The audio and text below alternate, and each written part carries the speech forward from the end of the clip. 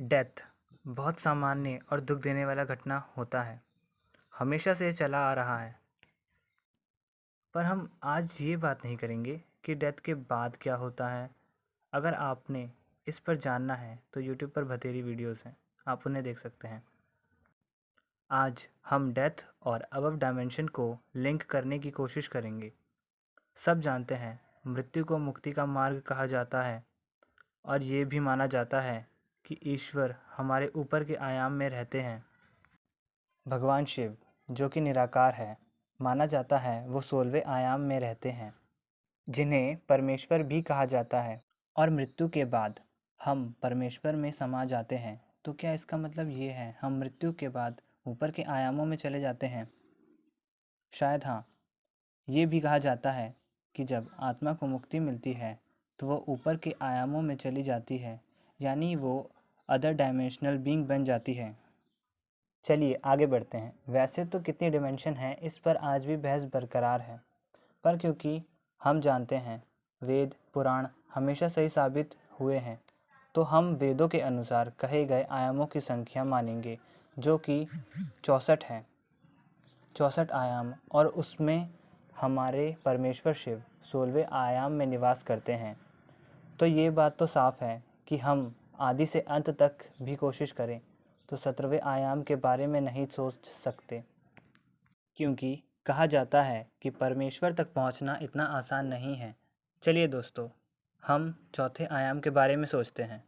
मृत्यु के बाद आत्मा सर्वप्रथम चौथे आयाम में समा जाती है और इसी कारण वह अपने सगे संबंधी को रोते हुए देख सकती है, पर कुछ कर नहीं सकती और यमलोक के सफ़र के लिए तैयार हो जाती है।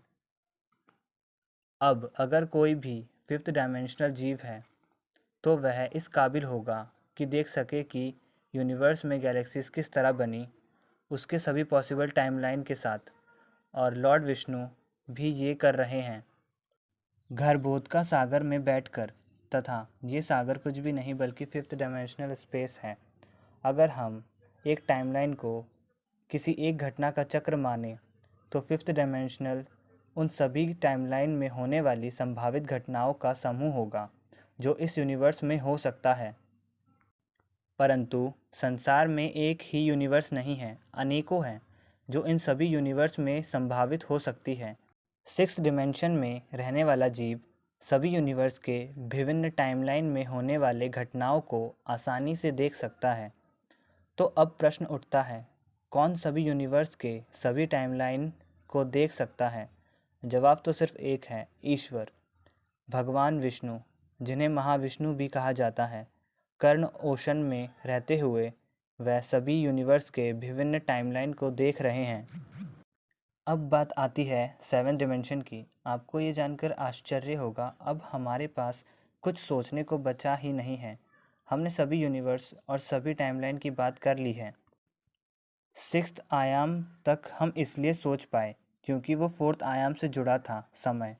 पर अगर हम जान पाते हैं कि समय के अलावा और कौन सी वस्तु है जो ब्रह्मांड को चला रही है, तो शायद हम सेवेंथ डिमेंशन की कल्पना कर पाए।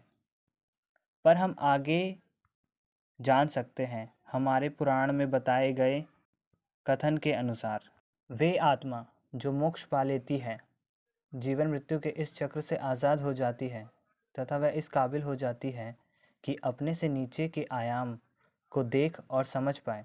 सेवेंथ डायमेंशन ब्रह्म ज्योति होता है और इसमें ऊपर के आयामों में जाने का मार्ग भी होता है, जैसे वैकुंठ लोक, गोलोक इत्यादि। सेवेंथ डिमेंशन में रहने वाले आत्मा अपने पुण्य कर्मों के हिसाब से आगे बढ़ सकती है। एट्थ डिमेंशन, जिसे भगवान शिव का निवास स्थान भी कहा जाता है। भगवान शिव, माता पार्वती तथा गणेश कैलाश पर रहते हैं। वहां जाने का मार्ग शिव पुराण में वर्णित है। नाइन्थ डिमेंशन, जिसे वैकुंठ लोक भी कहा जाता है, यहाँ भगवान विष्णु अपने नरसिम्हा तथा वराह अवतार में रहते हैं। यहाँ नारायण के अनेकों अवतार भी हैं। टेंथ डिमेंशन तथा अंतिम, इसे मधुर्या धाम भी कहा जाता है, जो मिठास से भरा है। मधुर्या धाम को 5 छोटे स्तर पर बांटा गया है। यहाँ कृष्ण को 4 रूपों में निवास करते हुए बताया गया है: प्रद्युम्न, वासुदेव, अनिरुद्ध और संकरन। प्रथम स्तर के बारे में स्पष्टीकरण नहीं मिल पाया है, परंतु सेकंड सब लेवल है अयोध्या धाम, जिसे आप राम निवास स्थान के रूप में भी जानते हैं। यहाँ तक कि राम भक्त हनुमान को इस डिमेंशन में रहने का प्रस्ताव दिया गया, पर उन्होंने मृत्यु लोक पर ही रह के राम भक्ति के आध्यात्मिकता तथा विश्वास को संसार में फैलाने का निर्णय किया। तीसरा स्तर है द्वारका धाम तथा चौथा स्तर मथुरा धाम। ये भगवान कृष्ण का निवास स्थान भी है। वे जो पूरी निष्ठा से कृष्ण भक्ति करते हैं इस धाम में रहते हैं तथा ये मोक्ष पाने से भी बहुत अधिक है, और इसलिए वहाँ रहने वाले सच्चे तथा पवित्र भक्त हैं जिन्होंने अपने आप को कृष्ण को अर्पित कर दिया है। पांचवा स्तर है स्वयं श्री कृष्ण का निवास स्थान, जिसे गोलोक धाम से भी जाना जाता है। भगवत पुराण में ये बताया गया है कि श्री कृष्ण ने अलग अलग रूप में अवतार लिए, लेकिन कृष्ण ने सर्वश्रेष्ठ भगवान के रूप में जन्म लिया तथा इसीलिए उनका सिर्फ एक ही उद्देश्य नहीं है। भगवान कृष्ण घटित होने वाली सभी अनंत घटनाएं हैं। हर कोई धार्मिक लेखों, पुराणों, वेदों, संहिताओं में बताए गए सच को नहीं समझ पाते। पुराण के अनुसार गोलोक यानी 10th डिमेंशन तक पहुंच बहुत ज़्यादा कठिन है। कहा जाता है ब्रह्मलोक भगवान ब्रह्मा का निवास स्थान है, जो अनंत प्रसन्नता तथा संतुष्टि से भरा है। फिर भी भगवान ब्रह्मा का शरीर जो बूढ़ा और बीमार अंततः खत्म हो जाता है, किंतु उनकी जीवन सीमा बहुत अधिक है जो हम कभी सोच भी नहीं सकते। पर गोलोक इसके भी परे है।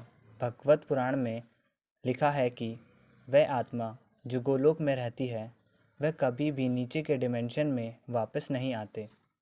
भगवत गीता के 8वें अध्याय में ये दर्शाया गया है, गोलोक एक परलौकिक स्थान है जिसमें अनंत समाहित है तथा ये मोक्ष से भी बहुत अधिक है, बहुत ज़्यादा, जिसे कभी खत्म नहीं किया जा सकता।